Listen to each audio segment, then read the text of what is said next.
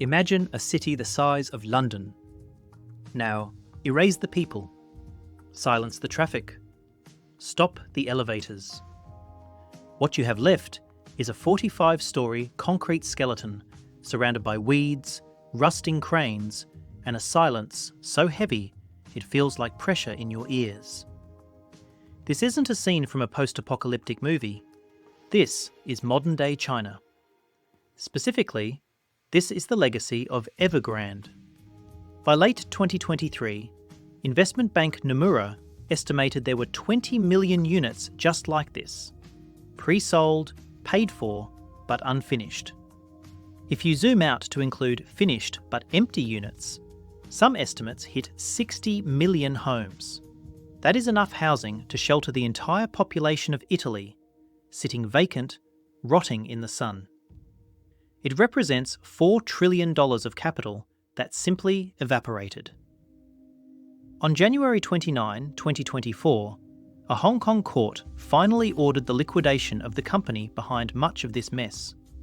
But to call this a corporate bankruptcy is to miss the point entirely. This wasn't just a business failing.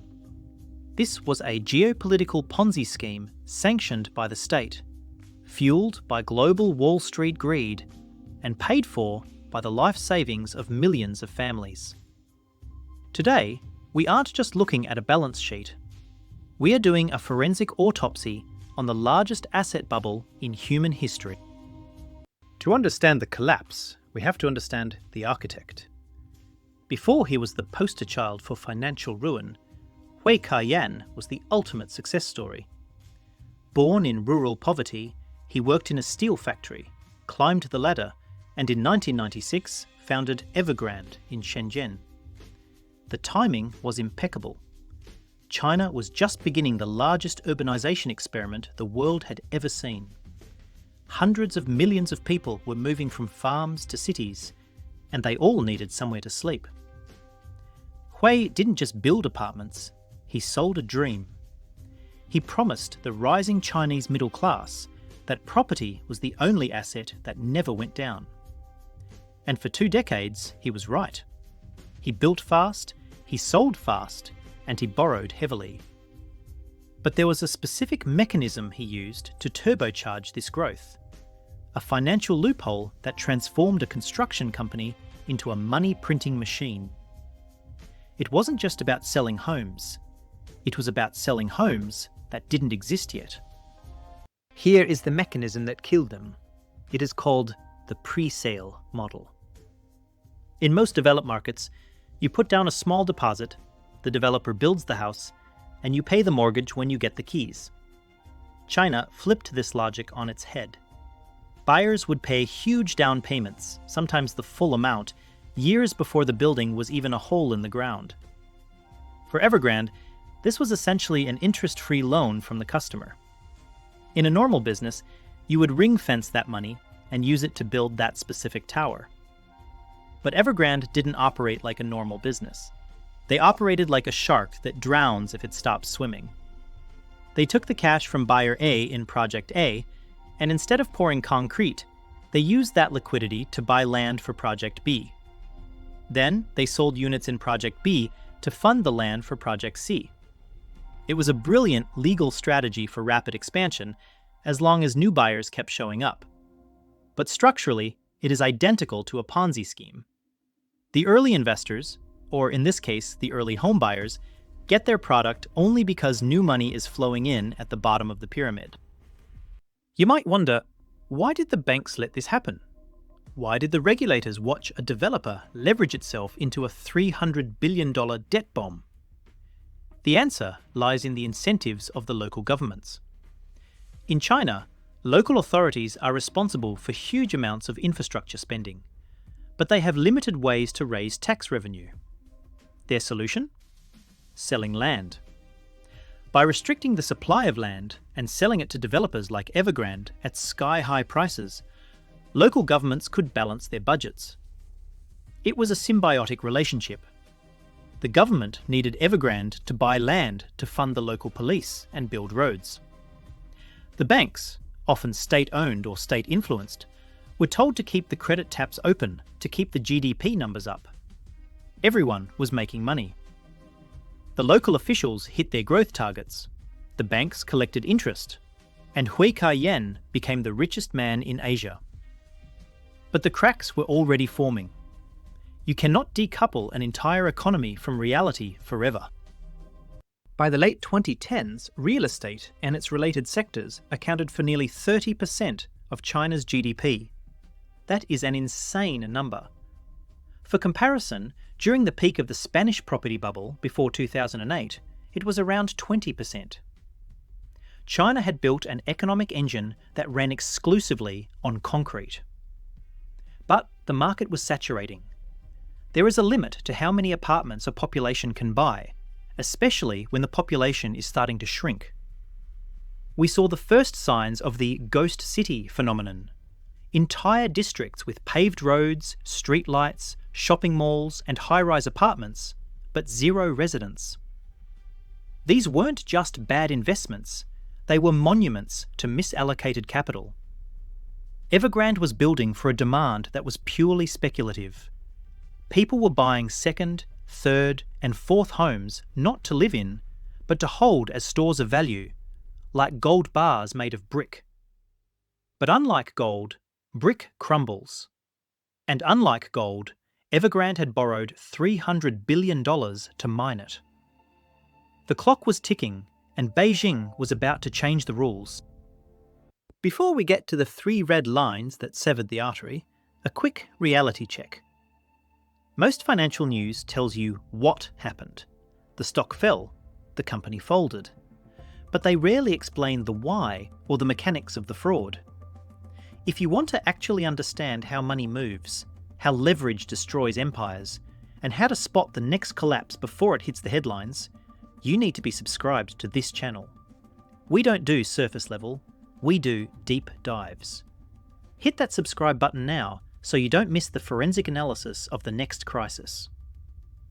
Now, let's go back to August 2020. Let's set the scene at the peak of the madness. It is 2018. Evergrande isn't just a home builder anymore. They own a soccer club, Guangzhou Evergrande, that is winning championships. They are buying stakes in electric vehicle companies despite having never built a car. They are planning massive theme parks to rival Disney. Hui Ka-yen is flying in private jets, courted by international bankers who are desperate to buy his high-yield bonds. The company's headquarters in Shenzhen screams opulence. In the boardroom, the philosophy is too big to fail. They believed that because they owed so much money to so many people, the government would never let them go under. If you owe the bank $100, that is your problem. If you owe the bank $300 billion, that is the bank's problem. And Evergrande had made itself everyone's problem. They had diversified into bottled water, healthcare, and finance. It was an empire built on the assumption that credit would always be cheap and land prices would always go up. To fund this expansion, Evergrande needed more cash than traditional banks could provide. So they turned to the shadows. They began issuing WMPs, wealth management products. These were financial products sold to retail investors, often their own employees, suppliers, and home buyers, promising high interest rates, sometimes reaching double digits. It was marketed as a safe alternative to a savings account. Picture this. You walk into an Evergrande sales office to buy an apartment, and the agent tells you, why leave your down payment in a bank earning 2%? Buy this Evergrande financial product, earn 10%, and use the profits to renovate your new home. Thousands bought in. But here is the mechanism. These WMPs were often off balance sheet. They were a way to disguise debt as investment. The money raised wasn't always going into specific projects. It was going into the general cash pool to pay off interest on older debts. This is the classic definition of robbing Peter to pay Paul. but done on an industrial scale, with glossy brochures and corporate stamps. We cannot blame this solely on Hui Kaiyan. This level of leverage requires enablers. For years, international auditors signed off on Evergrande's books. Global rating agencies kept their ratings high enough for pension funds to buy their bonds. Why? Fees. The fees for arranging these massive bond issuances were astronomical. Wall Street loved Evergrande because Evergrande was a volume client. They were issuing billions in dollar-denominated offshore bonds. Investors in New York and London looked at the yields, 10%, 12%, and got greedy. They ignored the fact that the underlying asset was a concrete shell in a third-tier Chinese city with no population growth. They assumed that the Chinese Communist Party would backstop the debt. It was a trade based on a political assumption, not a financial reality. This greed created a shield of legitimacy around Evergrande, silencing the few analysts who were screaming that the emperor had no clothes. The consequence of this unchecked expansion was a distortion of the entire Chinese economy. Material costs soared. Labour was sucked into construction, leaving factories short-staffed. And most dangerously, housing prices became detached from wages. In cities like Shenzhen and Shanghai, an apartment could cost 40 or 50 times the average annual salary. Families were taking on multi-generational debt just to get on the ladder. It created a society of house slaves, people working solely to service a mortgage for a concrete box. This social instability worried Beijing. The Communist Party's legitimacy rests on delivering prosperity. If the housing bubble burst on its own, it could take down the party. So, the leadership decided to do something unprecedented. They decided to pop the bubble on purpose, on their own terms, before it got any bigger. They loaded the gun, pointed it at the economy, and pulled the trigger. August 2020. The People's Bank of China and the Ministry of Housing summoned key developers to a meeting in Beijing. The atmosphere was cold. The era of blind expansion was over. The regulators laid out a new policy, a simple set of metrics that would become known as the 3 red lines. This wasn't a suggestion, it was an ultimatum.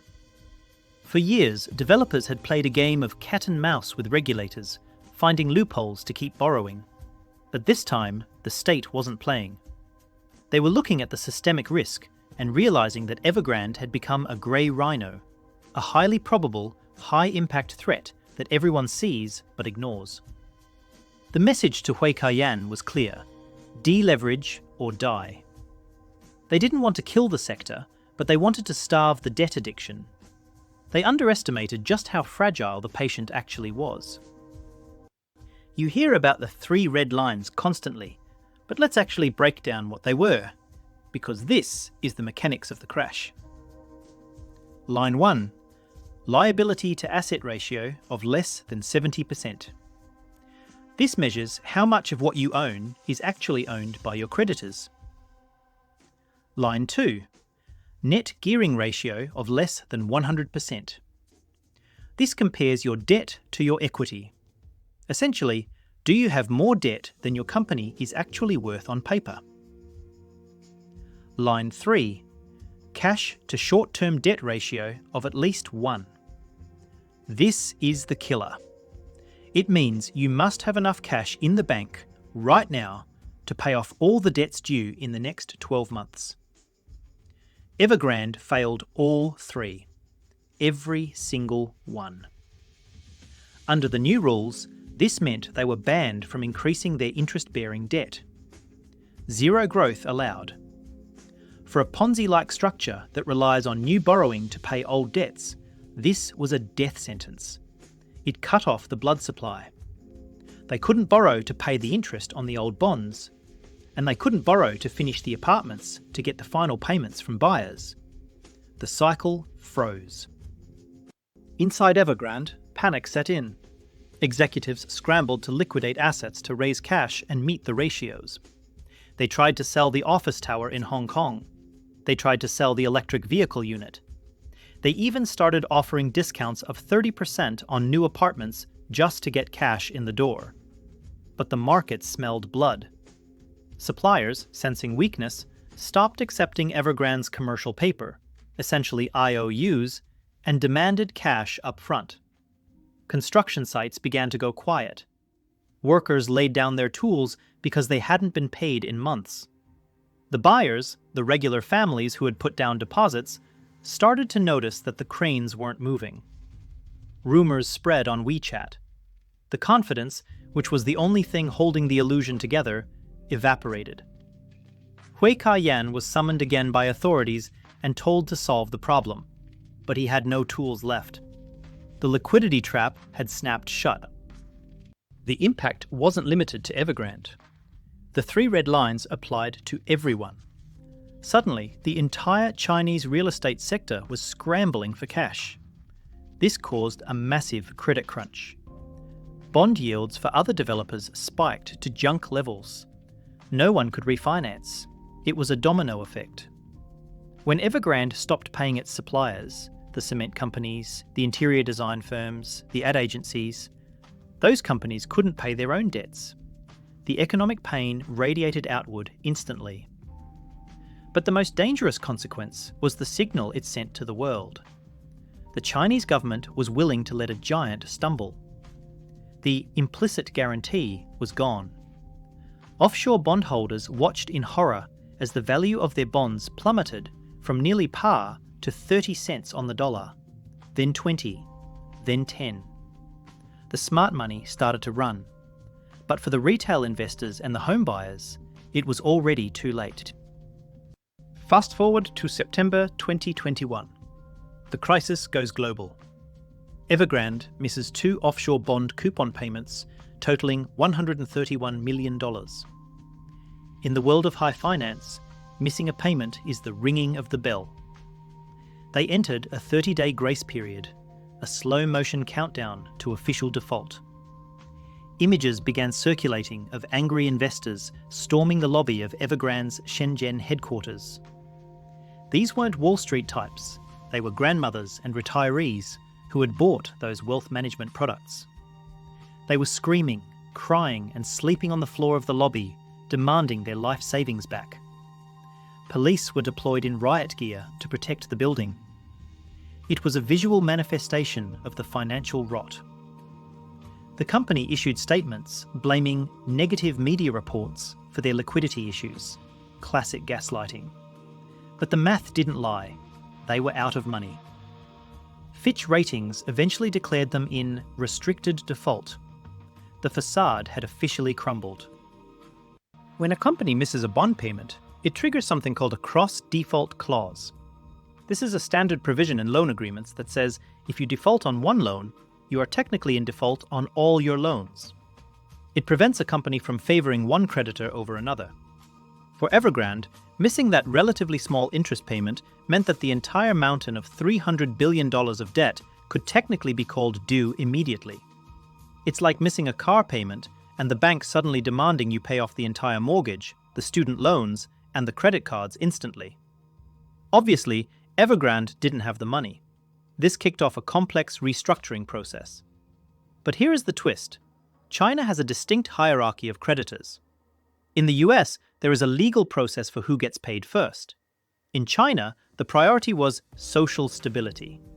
That meant the government forced Evergrande to prioritize finishing the homes to keep the buyers from rioting. Then came the suppliers. At the very back of the line were the offshore bondholders, the foreign hedge funds. They were holding paper that was becoming worthless by the second. Then, in 2022, something extraordinary happened. The Chinese people, usually risk-averse when it comes to protesting, started a rebellion. It was called the mortgage boycott. Thousands of home buyers in dozens of cities simply stopped paying their mortgages. Their logic was undeniable. I bought a home in 2019. It was supposed to be finished in 2021. It is now 2022, and the site is abandoned. Why should I keep paying the bank for a home that doesn't exist. This terrified Beijing more than the bond default. A corporate default destroys wealth, but a mortgage strike destroys the banking system. If millions of people stop paying mortgages, the banks become insolvent. It was a direct challenge to the state. Buyers posted videos on Douyin, China's TikTok, showing their unfinished, rotten tail buildings, bare concrete frames with no windows filled with rainwater. These weren't investors. These were victims of a system that allowed developers to gamble with their future home. For nearly 2 years, Evergrande existed as a zombie. It was dead, but not allowed to fall down. The government pumped in just enough pressure to keep construction restarting on select projects to quell the anger, but refused to bail out the company itself. CEO Hui Ka-yan was placed under police surveillance, his passport confiscated, and eventually detained. The authorities forced him to sell his personal assets, the jets, the mansions, the art, to put money back into the company. It was a public shaming. But structurally, the damage was done. The trust in the pre-sale model was shattered. Sales for all developers collapsed because no one wanted to buy a house that might never be built. The engine of China's economic growth had seized up. Local government revenues plummeted because developers stopped buying land. The fiscal crisis moved from the corporate sector to the state sector. The end, when it finally came, was bureaucratic and cold. On January 29, 2024, in a Hong Kong courtroom, Justice Linda Chan delivered the verdict. Enough is enough. Evergrande was ordered to liquidate. The company had failed to present a viable restructuring plan for over 18 months. The court appointed liquidators from Alvarez and Marçal to take control. But here is the scene you need to visualize. The liquidators are in Hong Kong. The assets, the land, the half-built towers, are in mainland China. Hong Kong operates under common law. The mainland does not. The liquidators have a piece of paper saying they own the company, but actually seizing a concrete tower in Hunan province and selling it to pay a hedge fund in New York is a geopolitical nightmare. The Chinese courts are not obligated to recognize the Hong Kong order immediately. It set the stage for a massive legal tug-of-war, with the remaining assets caught in the middle. By August 2025, Evergrande was delisted from the Hong Kong Stock Exchange. The numbers released by the liquidators were shocking. They had managed to recover roughly $255 million from asset sales. The creditor claims $45 billion. That is a recovery rate of roughly 0.5 cent on the dollar. It is a total wipeout. The mechanism of liquidation in this context is almost performative. The real value of Evergrande was its land bank. But land in China is technically owned by the state. Developers just lease it. If the local government decides to take the land back because the project is stalled, the asset vanishes from the balance sheet. The offshore bondholders essentially bought a ticket to a show that had already been cancelled. They were left holding the bag for a structure that was designed to protect the onshore stability at the expense of offshore capital. The human legacy of this is a lost generation of wealth. For decades, Chinese families saved 50% of their income to buy property. It was their retirement plan, their child's education fund, and their status symbol. Evergrande's collapse vaporized that perceived wealth. Even if their specific home gets finished, the market value has crashed. Secondary market prices in some areas are down 30 or 40%. The wealth effect, where people spend money because they feel rich from their rising home value, has reversed. People are hoarding cash, not spending. Consumption is down. Youth unemployment is up. This is exactly what happened to Japan in the 1990s after their property bubble burst. A balance sheet recession. Companies stop borrowing to grow and start using all their cash to pay down debt. The economy stagnates. The ghost cities remain, silent monuments to a time when they thought the graph would only go up. Beijing's response has shifted again. Realising that the crackdown might have been too severe, they are now trying to put a floor under the market. They are pushing state-owned enterprises to take over the stalled projects. They are lowering mortgage rates. They are practically begging people to buy houses again. But the psychology has broken. You cannot legislate confidence. The geopolitical Ponzi has been exposed. The world now knows that the miraculous growth of the Chinese property sector was funded by unsustainable debt and speculative mania. The collapse of Evergrande marks the end of the Chinese economic miracle as we knew it. The model of build it and they will come is dead. The country now faces a painful transition to a consumption-based economy, but with a population that is aging and poorer than they thought they were. Evergrande is gone. The stock is delisted, the founder is detained, and the liquidators are picking over the bones. But don't make the mistake of thinking this is just a Chinese story. The mechanism of the Ponzi, using new debt to pay old debt, relying on perpetual asset inflation, and misallocating capital into unproductive infrastructure, is happening everywhere. Look at the commercial real estate sector in the United States right now. Look at the office towers in San Francisco or New York that are sitting empty, financed by regional banks that are holding loans worth more than the buildings. The players change, the language changes, but the math remains the same. The global economy has become addicted to leverage. Evergrande was just the first giant to fall because the government forced it to step on the scale. The next crisis won't come from a Shenzhen developer. It will come from a sector you think is safe, using a mechanism you don't understand, backed by a guarantee that doesn't exist. We are already tracking the next bubble. It involves private credit and shadow banking in the West. If you want to see that investigation before the market crashes, make sure you are subscribed. The show is over for Evergrande, but for the rest of the global economy, the reality check is just beginning.